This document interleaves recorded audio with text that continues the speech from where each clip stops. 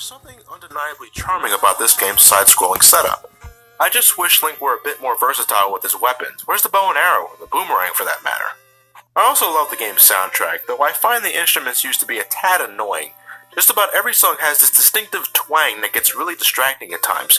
The overall composition of the songs are pleasing though, my favorites being the battle theme and Dark Link. Sometimes I find myself ducking to the bass of these tunes. I've had my frustrations recording footage for this review, and I was expecting to have a hard time. But oddly enough, it wasn't as bad as I thought it was going to be. Truth be told, I had an easier time playing this game than I did Lost Levels or Castlevania 3 for that matter. Not a real valid comparison, I suppose, but when it comes to hard games, those are what immediately spring to mind. Like the first game, many also consider Zelda 2 a classic. It didn't sell as well as the first game, but I think it left just as big of an impact. The franchise would never again approach the side-scroller structure, and whether that's a good or bad thing, I'll let you decide. No, I'm not counting the damn CDI games. Nevertheless, the adventure of Link is quite the adventure indeed. Ugh. Hardest part of the marathon done and over with, ladies and gentlemen. You have no idea how tempting it was to use an emulator with save states, but I just couldn't bring myself to do that. This was actually quite the experience for me, actually. Did you know that this Zelda game was actually the very first Zelda game I ever played? Yeah, way back in 1992.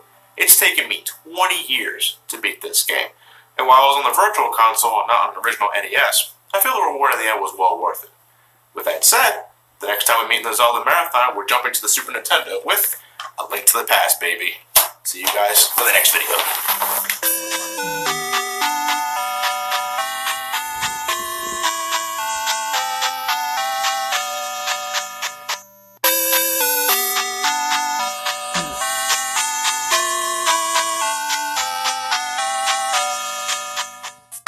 I told you I'd get this video done by the end of February.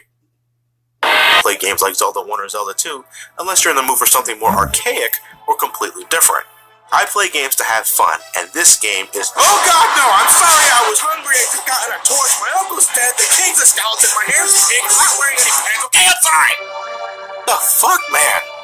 If you don't have an SNES, get it on the Virtual Console, or get the portable version on the Game Boy Advance if you have that. Good old Game Boy player, welcome back, my friend. Anyway, it's pretty much the same game, only the colors are a bit more washed out because, well, it's on the Game Boy Advance. A lot of ports of SNES games have washed out colors. You can make the color scheme a bit darker if you're playing this on the Advance SP or a DS Lite, however.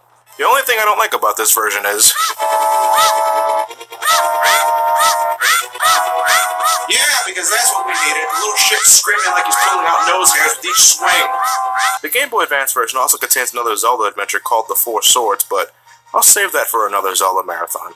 I also need to get 2 more Game Boy Advances to properly play the game. It's not a single-player adventure, unless you bought the Anniversary Edition on the 3DS. Seriously, who the hell used this thing when the Game Boy Advance was the handheld to buy? Why the hell do we even have this? Meh. After tackling through the first 2 games of the franchise, re-experiencing this game was all the more sweeter. But enough about me and sucking this game's dick. We still have 2 more games left to go on the Zelda Marathon, ladies and gentlemen, and these games are quite the doozy. Yes, people still say doozy.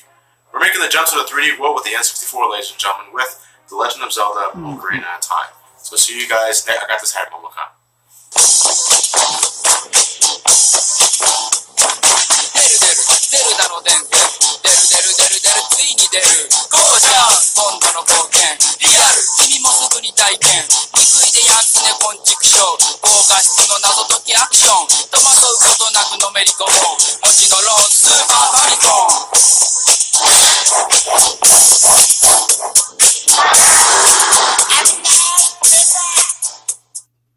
'Nature of the island before Link discovered the truth himself. And wait a minute, is that Kirby from Dreamland? Oh, you crafty bitches. So that's Link's Awakening. As someone who's not really a Zelda enthusiast, I can still recommend this to someone who's looking for a good action-adventure game on the Game Boy. The game has its share of design quirks and issues, mainly the result of trying to cram an SNES-style game into the Game Boy, but overall, my experiences were a pleasant one, though I still think A Link to the Past is a better game. I'm really bummed that the story wasn't fleshed out more, and I'm curious as to why it wasn't. Was it Nintendo being their usual selves with story, or was it something that just wasn't fleshed out because of lack of attention? I wish I knew, but what we have here is refreshing. I certainly don't think a Zelda game needs to have a story centered on the Princess, or Ganon, or the Triforce, or Hyrule to be good. As long as it has an interesting story along with interesting characters, that's all I need. Well, I hope that all of you that wanted me to review this game got what you were looking for. There's one particular item that I didn't bring mention to that actually makes its debut for this game. Link's Awakening is actually the debut of the Ocarina, which allowed Link to play different songs for different effects. You can technically say it debuted in Link to the Past first, but that was a fluke, not an Ocarina. It doesn't count. That's probably the reason why you wanted to look at this game before Ocarina of Time, wasn't it? Well, it does make for an interesting segue, and God doesn't need to work on those. Oh, I have another Zelda game review, ladies and gentlemen, and it's coming really soon, I promise. See you guys for Ocarina of Time.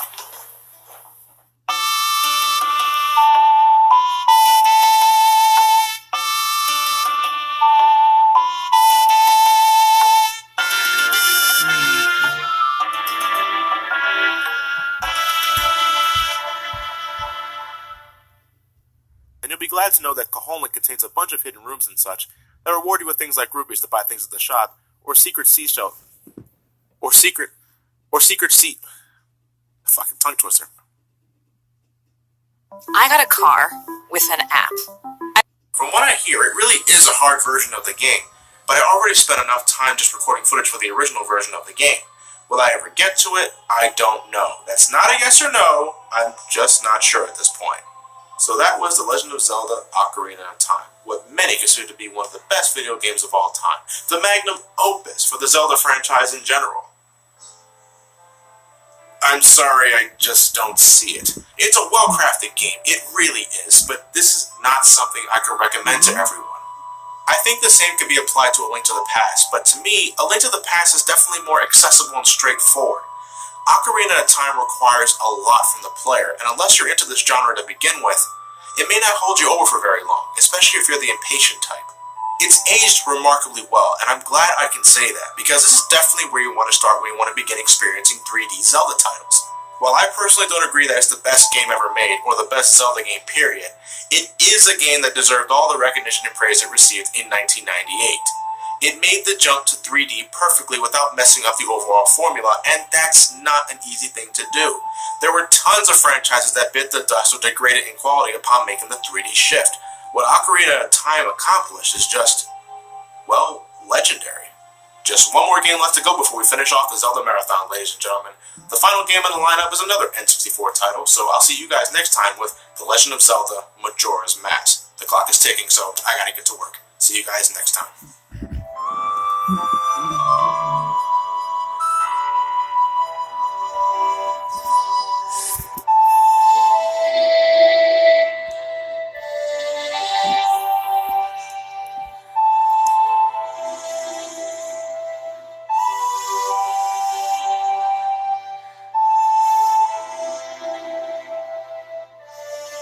Compared to this game, but when it comes to the overall experience, I think Majora's Mask trumps it.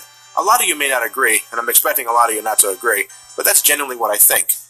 My top pick is still A Link to the Past just for the fun factor and accessibility, but this is what I call a fantastic 3D Zelda game. Just remember to give it a shot on an actual N64. God, I hate playing Ocarina songs on an analog stick. Fuck!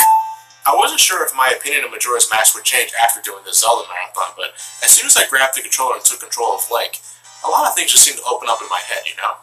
Matt, if you're watching this, and you probably are, thanks. I'm really looking forward to the Let's Play after we do Ocarina of Time. I have to ask, though, where's my Majora's Mask 3D? Come on, Nintendo. Ocarina of Time 3D sold like hotcakes. You're remaking Wind Waker for the Wii U, and you're making a sequel to A Link to the Past, which I'm incredibly grateful for, but where's the love for Majora's Mask? I know it's probably only a matter of time, but I'd like a more concrete yes or no. Well then guys, that's the end of The Legend of Zelda Marathon.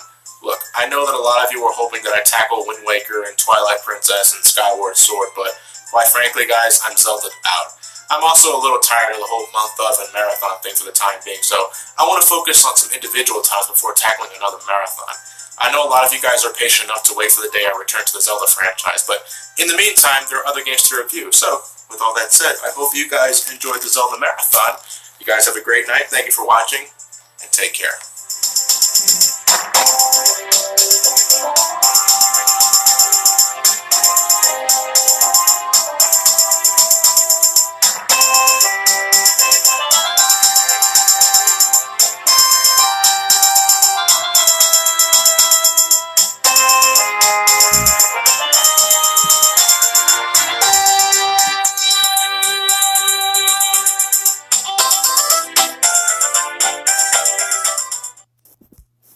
as a whole is a refreshing experience. I don't think it's that original, but with each new gimmick introduced in different worlds, I was kept intrigued the entire way. The art direction is pretty nice too, though there are times where things get a little muddy from a distance. I do admire how fluid Tim is in terms of character animations, and all the right things pop out so that they catch your eyes. I don't know what to say about the music, though. I like the music you hear in the first world, and that's about it. I'm not saying the soundtrack's bad, but it didn't stick to my head at all with the exception I mentioned. I'm not even sure if I can consider it atmospheric, as I don't feel the environments were enhanced at all while playing. I would have liked a little more variety too, but I guess I can't complain too much in this department. Can I consider Braid to be worth its $15 price tag? Probably not, as I've played games that are far more entertaining, longer, and comprehensible for about $10 less, but I do admire how stimulating it was to play Braid. I would love to see more of this sort of thing, because there was a large number of levels where I had an absolute blast solving and completing, except Fickle Companion. If you're in the mood to try something different and don't mind shelling out $15 for a few short hours of entertainment, then by all means give it a shot. You may even make something out of the story. Good luck with that, though. I'm expecting a lot of these reviews on indie titles to be pretty short, but if anything, I think that makes them easier to review. So for the next indie game on the lineup, well, I'm going to let you guys decide. Now hold on a second, because I do have some guidelines. 1. It needs to be available on either Steam, Xbox Live, PlayStation Network, or WiiWare. 2. It needs to be an indie game.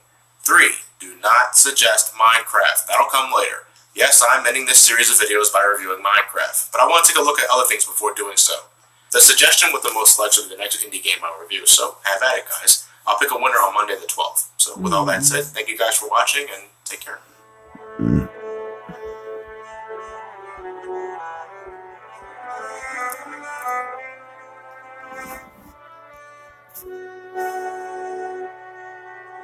So I apologize if I pronounced that last name incorrectly. In short, the game is an action-adventure dungeon crawler very similar to the likes of The Legend of Zelda that requires you to guide this little naked boy named Isaac away from his insane mother, who wishes to kill Isaac to appease God. Yeah, it's pretty ludicrous shit, but it's actually based off of a story from the Hebrew Bible, but it's played for laughs more than anything, at least I think it is. Originally, I was going to make this a double review, looking at both Super Meat Boy and The Binding of Isaac, but, sweet and to the point, I can't stand these controls. You can either map the arrow keys or the WASD keys to move Isaac, and you attack with whatever method you didn't map Isaac's movement to. Isaac, very much like Link from Zelda 1, moves and attacks like a tank, and with no official joystick support, I'm left with relying on downloading third-party software in hopes of actually enjoying the game. Even then, the game itself was just totally uninteresting to me. My first impressions were not very good at all, but I don't know if it was because of the game's random structure or because I couldn't get used to the controls. The game's $5 price tag is certainly attractive, but I'm sorry guys, this is just one game I'm going to skip for now. I hear that there's a remake of the game in the works called The Binding of Isaac Rebirth, which will get an actual console release, and if that's the case, I'll wait until that version comes out to get a full opinion on it. As of now, however, no, I refuse. I essentially wasted $5, and I'm sorry to disappoint a lot of you that wanted me to give a full review of this game. I'm willing to give The Binding of Isaac another shot, but only after the remake comes out. I do want to support the developers, especially since I really got a kick out of Super Meat Boy, but with this current controller setup, no thanks. Anyway guys, the next indie game in the lineup is a game I've actually experienced a few years ago when I was told the structure is very similar to the likes of Metroid. I'll see you guys next week with Cave Story. It's not a very imaginative name, but anyway. Thank you guys for watching. Have a great night and take care. The end!